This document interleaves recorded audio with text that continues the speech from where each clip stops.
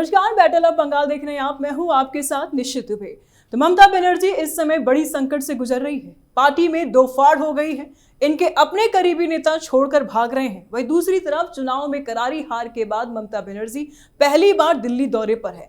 ममता इंडी गठबंधन की बैठक में हिस्सा लेंगी, जहां विपक्षी दलों की आगे की रणनीति पर चर्चा होने की संभावना है। ऐसे में इस बैठक को विपक्षी एकजुटता और बंगाल की रणनीति के लिहाज से काफी महत्वपूर्ण माना जा रहा है। इस पर चर्चा के लिए मेरे साथ स्टूडियो में मौजूद है कैपिटल टीवी के editor in chief doctor Manish Kumar और सीनियर जर्नलिस्ट राज सिंह। बहुत बहुत स्वागत है सर आपका। धन्यवाद सर, ममता बनर्जी के हाथ से राज्य तो गया, साथ साथ अब पार्टी भी चली गई। देखिए, वो दिल्ली आई है, दिल्ली में रात भर यहाँ बवाल मचता रहा। कई सारे पत्रकार जाकर के मिल रहे हैं, कई सारे, और ममता बनर्जी का जो मानसिक दशा है, बताया जा रहा है कि शी हैज लॉस्ट इट। कारण कल दिन भर उन्होंने कोशिश की कि किसी तरीके से जो हाल वहां विधानसभा में हुआ कि पार्टी टूट गई, दिल्ली में पार्लियामेंट में ऐसा ना हो। लेकिन ढाक के तीन पात।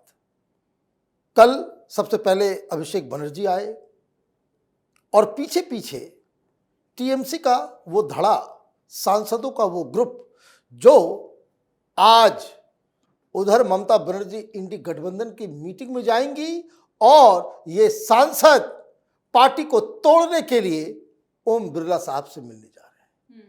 ये ऑलरेडी प्लान किया हुआ है। आपने टाइम रखा, आप उठ के आ गए। आपने क्या सोचा किसी तरीके से चीजों को मैनेज किया जाएगा?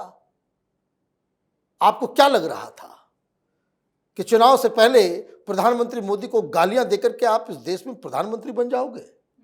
ये जो आपका एक जो हेलुसिनेशन जो आपको हो रहा था कि you are such a big leader.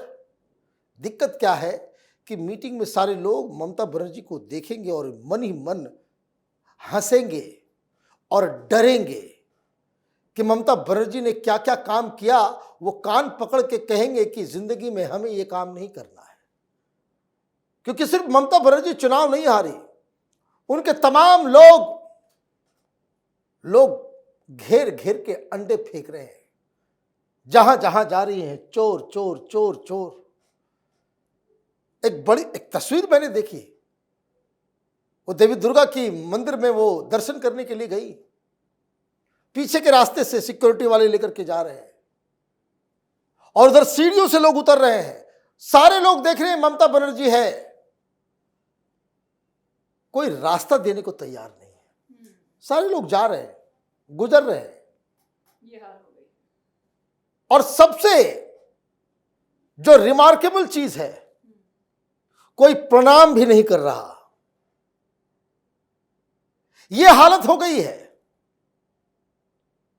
तो जब आपकी साख इस तरीके से खत्म हो जाए, आपके तमाम लोग पिट रहे हैं।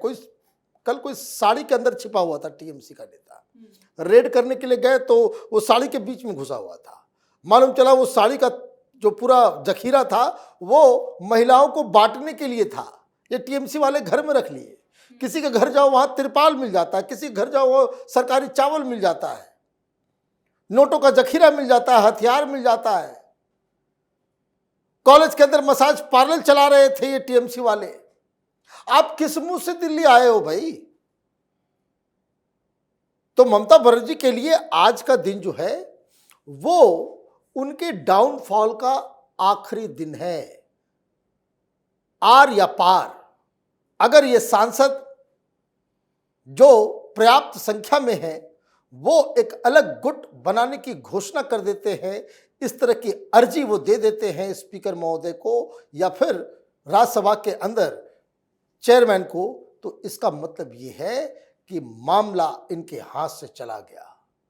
फिर ये इंडी की गठबंधन की बैठक करते रहें या फिर हाईकोर्ट जाएं, सुप्रीम कोर्ट जाएं, ममता बनर्जी के लिए ये राजनीति के लिए एक अंत साबित होने जा रहा है। बिल्कुल सही कहा सर आपने। लेकिन इसमें सवाल ये भी उठ जाता है कि ममता बनर्जी के साथ छोड़कर विधायक भी चले गए, सांसद भी जा रहे हैं, अब क्या करेंगी ममता बनर्जी?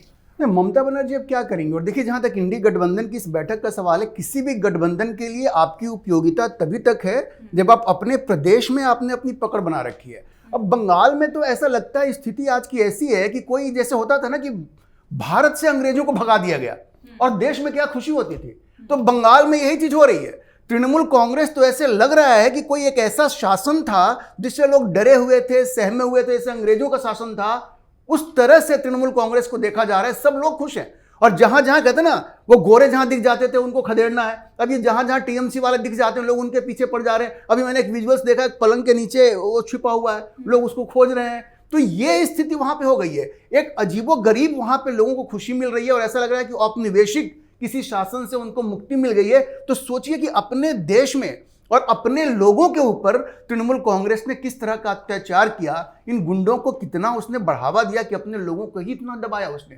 तो ये मैसेज, और देखिए आजकल इस सोशल मीडिया पे हर कोई ये देखता है, पूरे देश में ये मैसेज जा रहा है कि किस तरह से वहां के लोग तृणमूल कांग्रेस से ऊब गए हैं। और मैं थोड़ा सा एक एनालॉजी देखता हूं बिहार से, 15 साल का जो लालू राबड़ी का शासनकाल था, उससे लोग ऐसा उबे कि आज भी कहते हो जंगल राज याद कर लो जब भी चुनाव का वक्त आता है। तो अपने 15 साल के शासनकाल में ममता बनर्जी ने वो स्थिति की है कि अगले 35-40 साल तक तो ये भूल जाएं कि इनका फिर से वापसी वहां पे होने वाली है। इतनी बुरी स्थिति उन्होंने कर दी है।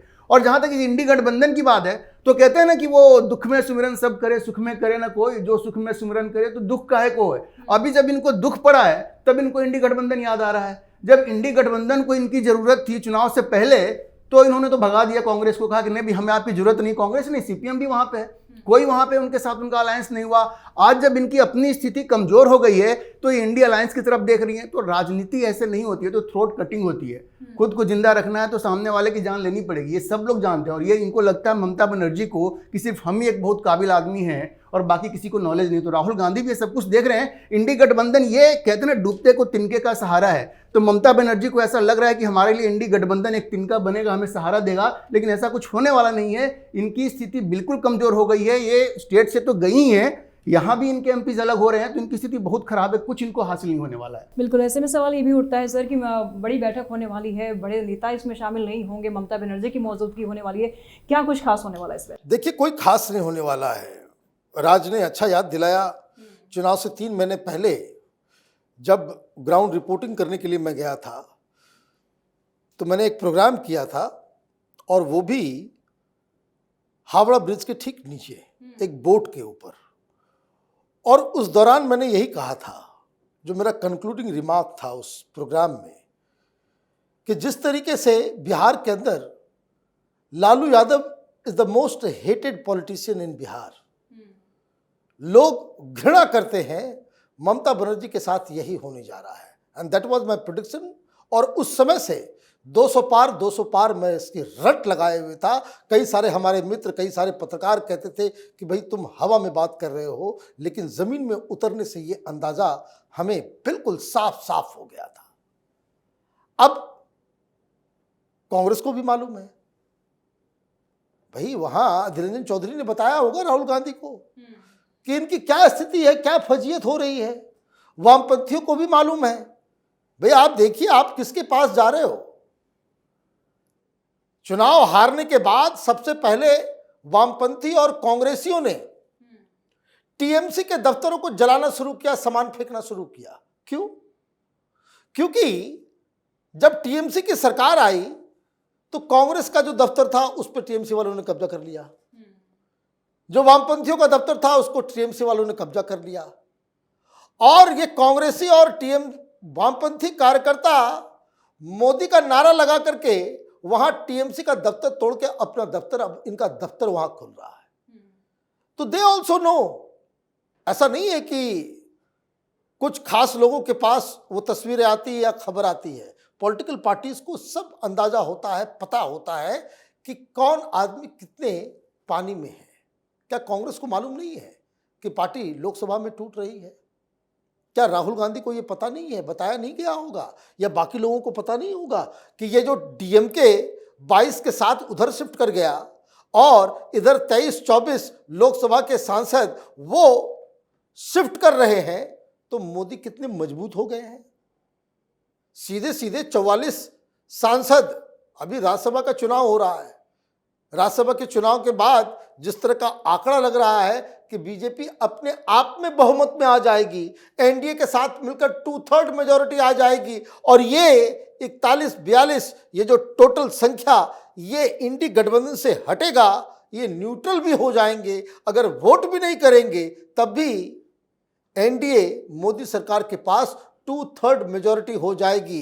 फिर चाहे वो महिला रिजर्वेशन बिल हो, वन नेशन वन इलेक्शन हो या फिर डिलिमिटेशन हो, यूसीसी हो, ये तमाम तरह के कानून और संवैधानिक संशोधन मोदी सरकार कर पाएगी। ये किसकी वजह से होगा? ये ममता बनर्जी की वजह से होगा, आपकी गंदी राजनीति की वजह से होगा। इसलिए वहां ममता बनर्जी को जो इस इंडी गठबंधन की मीटिंग के दौरान, मुझे याद है कि सेकंड मीटिंग जो बेंगलुरु में हुआ, बेंगलुरु में सोनिया गांधी के बगल में इनको बैठने नहीं दिया गया, इनको इज्जत नहीं दी गई, इनको साइड में बिठा दिया गया, तो मीटिंग छोड़ के वो अपनी सरकारी प्लेन से कलकत्ता वापस आ गई थी, क्योंकि शी वांटेड अटेंशन कि भाई सब हमें इज्जत दे।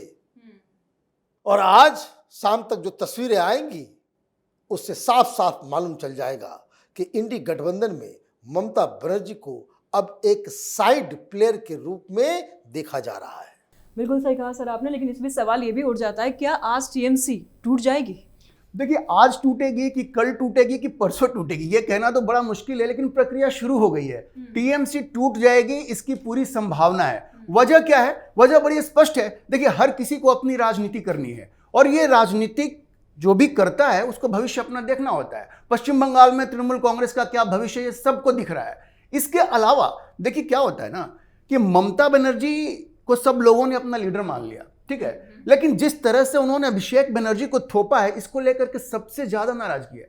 जो भी हो, ममता बनर्जी को आप कहिए कि स्ट्रीट फाइटर रही है। वो 90s के समय से उन्होंने सड़क पे आकर के लड़ाई लड़ी है और जब वो मुख्यमंत्री बनी तो लोगों ने स्वीकार किया, बोला कि भाई अर्न किया है, ये डिजर्व करती थी। लेकिन जिस तरह से इन्होंने पार्टी की बागडोर अभिषेक बनर्जी के हाथ में देने की कोशिश की, बिल्कुल एक होता है ना कि जो राजा महाराजाओं वाली बात होती है कि उसका जो बेटा हुआ तो उसको दे दिया, तो भतीजा था उसको दे दिया, और जिस तरह की हरकत ये अभिषेक बनर्जी ने की, आप याद रखिए शुभेंदु अधिकारी भी तृणमूल छोड़ करके क्यों भागे? ये इनकी वजह से ही भागे। तो जिस तरह की ये मानसिकता इनकी थी और जिस तरह की दादागिरी उन्होंने तृणमूल कांग्रेस में की, सब लोग नाराज हो गए। अब जो विधान पार्षद से लेकर के आपके विधायक से लेकर के आपके जो सांसद है, सब इनकी दादागिरी से परेशान है। यहां तक कि काकोली घोष दास्तीदार जो कि एक डॉक्टर है, वहां पे बड़ी प्रोमिनेंट डॉक्टर रही, लंबे समय से जुड़ी रही है, वो तक नाराज हैं।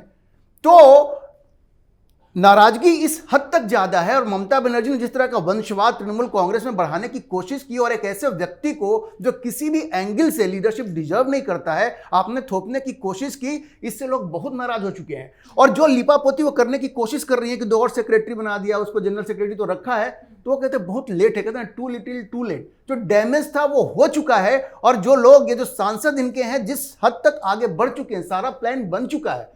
ये अब मतलब ये नहीं कि होगा कि नहीं, ये तो होना है। अब सिर्फ ये है कि कब होगा। अब ये आज होगा, कल होगा, परसों होगा, ये कहना मुश्किल है, लेकिन ये हो करके रहेगा, क्योंकि ये चीज बहुत आगे तक बढ़ चुकी है और अब वापस लौटना किसी के लिए संभव नहीं है। तो पार्टी टूटेगी, इसमें तो कोई शक ही नहीं है। बहुत शुक्रिया सर तमाम जानकारियों के लिए। धन्यवाद। तो ममता बनर्जी राज्य में पार्टी की लाश तो नहीं बचा पाई, लेकिन केंद्र में अपनी स्थिति मजबूत करने में लगी हुई है। देखने वाली बात होगी कि मीटिंग में क्या कुछ निर्णय लिए जाते हैं। फिलहाल बैटल ऑफ बंगाल में आज के लिए बस इतना ही। कमेंट बॉक्स में अपनी राय आप जरूर दें, वीडियो को लाइक करें, चैनल सब्सक्राइब करें। नमस्कार।